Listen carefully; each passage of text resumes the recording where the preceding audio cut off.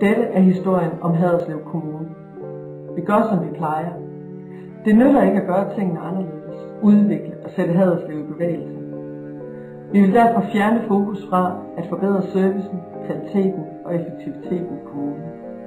Vi vil lyve for jer, hvis vi sagde, at vi vil kæmpe for at gøre Haderslev til Danmarks bedste sted at bo, leve og drive forretning.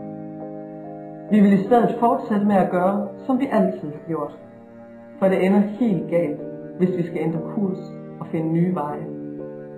Vi mener, at vi skal vente og se, hvad der sker. Vi må ikke tro, at det kan blive bedre. Vi har lagt en plan, og vi bliver ved med at fastslå, at vi forventer og garanterer, at det kommende valg af byråd og borgmester har sine følger. Og vi er derfor nødt til at erkende, at dette kan være historien om Haderslev Kommune efter kommunalvalget.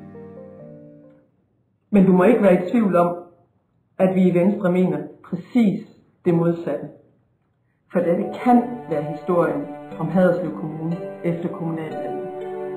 Vi er derfor nødt til at erkende, at det kommende valg af byråd og borgmester har sine følger. Og fastslå, at vi forventer og garanterer, at vi har lagt en plan, og vi bliver ved med at tro, at det kan blive bedre. Vi må ikke vente og se, hvad der sker. Vi mener, at vi skal ændre kurs og finde nye veje, for det ender helt galt, hvis vi skal fortsætte med at gøre det, vi altid har gjort. Vi vil i stedet kæmpe for at gøre Haderslev til Danmarks bedste sted at bo, leve og drive forretning.